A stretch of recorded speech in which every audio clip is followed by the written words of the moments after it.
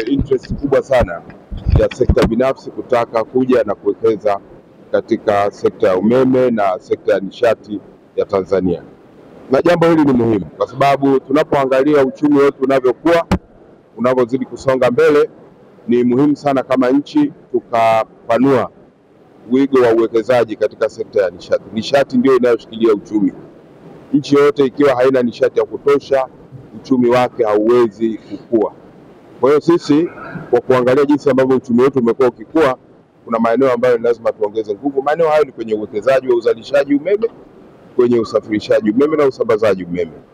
Na sasa hivi pamoja na kuwa na bwawa letu kubwa la Julius Nyerere, lakini tunajua kabisa ya kwamba umeme ambao tumepata kwenye Julius Nyerere kwa sasa unaonekana kama mwingi, kama tuna ziada. Lakini maendeleo ya uchumi yanavyoendelea na mahitaji ya umeme yanavyokuwa, ndivyo tunavyozidi kutumia umeme ule tulionao kutoka Julius Nyerere. Kwa hiyo ni lazima tuanze kujipanga sasa kuleta uzalishaji mpya. Kwa hiyo tumeanza kuzungumza, tumeanza kukaribisha wawekezaji, serikali pia inajipanga, hivyo hivyo kwenye transmission lines, hivyo hivyo kwenye maeneo ya usambazaji wa umeme. Kwa hiyo tukiwa hapa tumekutana pia na wawakilishi wa serikali ya Lesotho, Wizara ya Nishati ya Lesotho, ambao wamevutiwa sana na ufanisi wa Tanzania kwenye sekta ya nishati, na wameelekezwa au wameshauriwa na Benki ya Dunia ya kwamba kama kuna mahali wanapopaswa kwenda kujifunza ni Tanzania.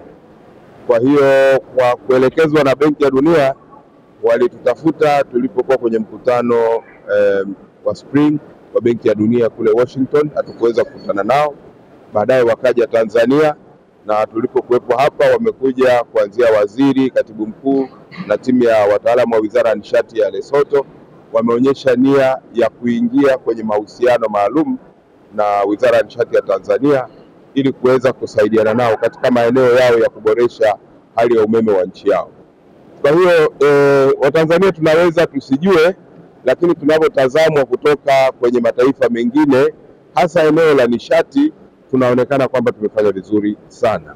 Na tulipokuja kuwasilisha mada yetu hapa, ni miongoni mwa mada ambayo ilipata ushiriki mkubwa sana, na watu wengi walionyesha nia ya kutaka kujifunza kutoka Tanzania.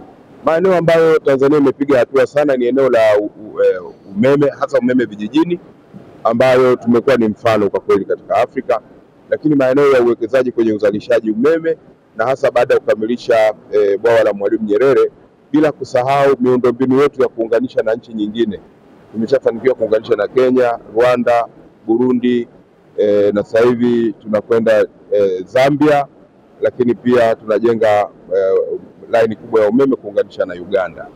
Kwa hiyo tusijidharau wa Tanzania, tunayo maeneo mengi ambayo tumefanya vizuri sana na tunatazamwa kama kielelezo na nchi nyingine nyingi. Mwaka jana Baraza la Mawaziri liliridhia ushiriki wa sekta binafsi kwenye usafirishaji wa umeme, na tayari tumepata watu wengi ambao wameonyesha nia ya kutaka kuwekeza. Kwa hiyo tumekubaliana, na katika mpango wetu huu wa nishati ya National Energy Compact tutakuwa na mradi mmoja au miwili ambayo tutaanza nayo ya transmission, ambapo tutaitangaza na kukaribisha sekta binafsi. Kwa hiyo mwezi wa 9 mwaka huu tumekubaliana na IFC, ni sehemu ya World Bank Group, watakuja mwezi wa 9, tutakaa nao, tutaanza kutengeneza mikataba ya zabuni.